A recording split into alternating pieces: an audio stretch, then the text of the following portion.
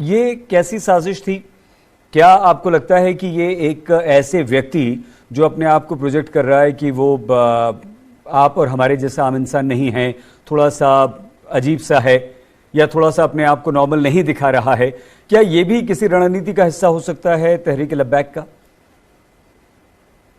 बहुत अच्छा सवाल पूछा है सईद आपने, क्योंकि मुझे अभी भी याद है कि बीएसएफ ने इसे जब पकड़ा और हमने वहां बीएसएफ के अधिकारियों से पूछा तो बीएसएफ के अधिकारियों का पहला रिएक्शन था कि मानसिक रूप से परेशान व्यक्ति लगता है, हो सकता है कि मानसिक स्थिति इसकी अच्छी नहीं है। अब देखिए पता चलता है कि ये तो पूरी तरह से प्रशिक्षित है और तहरीके लब्बाक का ये सदस्य है। इसका मतलब ये जो आप सवाल पूछ रहे हैं, ये सवाल बिल्कुल मौजूद है कि ये उस समय नाटक कर रहा था, उसके बाद भी नाटक कर रहा था। जब सुरक्षा एजेंसियों ने सख्ती बरती है और लगातार 4 एजेंसियां इससे पूछताछ कर रही है, एडीजे इंटेलिजेंस लगातार श्रीगंगानगर में कैंप किए हुए थे, तब जाके ये धीरे धीरे खुलासे हो रहे हैं। और जैसा कि अभी अभी हमारे संवाददाता जय किशन ये रिपोर्ट लेकर आए हैं कि 7-8 लोगों को डिटेन किया गया है कि हो सकता है कि वो लोग इसे रिसीव करने वाला हो या संपर्क में हो, तो ये बड़ी खबर हो सकती है जिसका इंतजार हम सबको रहेगा।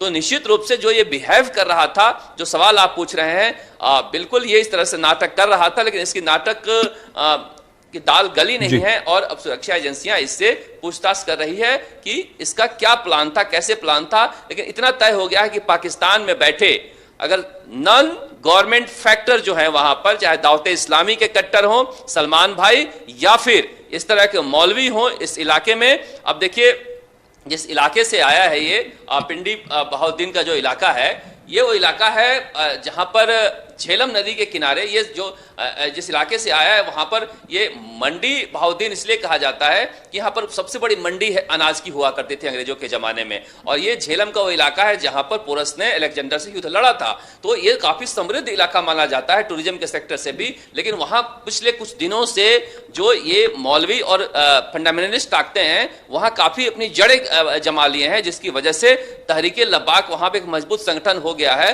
और इस तरह से नुपुर शर्मा के मामले को लेकर भारत के खिलाफ आम जनता में नफरत भर रहा है। अब इसके पकड़े जाने के बाद शरत आगे पुलिस क्या कार्रवाई कर रही है? देखिए पकड़े जाने का सिलसिला जारी है। आप इसमें पूछ रहे हैं उदयपुर के कन्हैयालाल हत्याकांड में इतने दिनों बाद आज एक फिर गिरफ्तारी हुई है जो आर्टिफिशियल ज्वेलरी का काम करता था और जो कि इनके संपर्क में था। तो ये जो जिस तरह से तार जुड़ते चले जा रहे हैं पूछताछ में, निश्चित रूप से ये लगता है कि ये इन चीजों की तैयारियां काफी पहले से हो रही थी और एक नहीं अनेक लोग इसमें शामिल हैं। अब उदयपुर हत्याकांड में, कन्हैयालाल हत्याकांड में भी आज 8वीं गिरफ्तारी हुई है।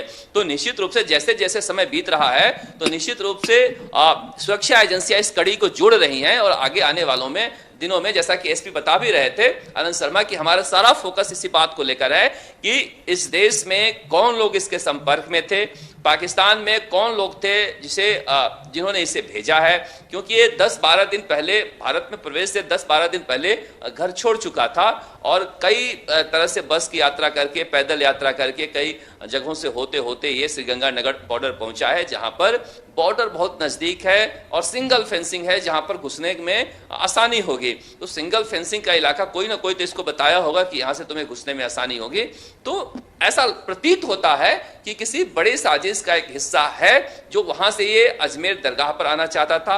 अजमेर दरगाह पर आकर ये आराम से वहां पर, चूंकि ऐसी आबादी है कि दरगाह में जाकर बैठ जाए तो पता नहीं चल पाता है, और वहां बैठकर ये नुपुर शर्मा के बारे में पता करना चाह रहा था और फिर नुपुर शर्मा के घर तक पहुंचना चाह रहा था। अब इसके इरादे और भी कुछ हो सकते हैं, हो सकता है नुपुर शर्मा की बात कहकर वो बात को घुमा रहा हो, इसके इरादे कुछ और भी हो सकते हैं। क्योंकि जिस तरह से पाकिस्तान के 5-6 महीने के आंकड़े आप देखेंगे तो चौंकाने वाले आंकड़े हैं कि पहले तो आपको याद होगा कि तारबंदी के ऊपर से फेंका करते थे, फिर नीचे सुरंग बनाकर तारबंदी के नीचे मादक पदार्थ फेंकने लगे पाइप डालकर, और अब लगातार ड्रोन से गिरा रहे हैं। तो पाकिस्तान के उस पार से साजिशें तो चली रही थी, तो क्या ड्रोन से गिराया जाने वाला था? आरडीएक्स भी हो सकता है। मतलब कई तरह के चीजों पर सुरक्षा एजेंसियां जांच कर रही हैं कि इसका मूल मकसद क्या था, क्योंकि ये इतनी आसानी से क्रैक होने वाला व्यक्ति है नहीं, ये हार्डकोर प्रशिक्षित व्यक्ति है। जो आप पूछ रहे थे क्या वो नाटक कर रहा था, तो बिल्कुल पहले वो नाटक ही कर रहा था। अब जाकर सुरक्षा एजेंसियां इससे गहन पूछताछ कर रही है।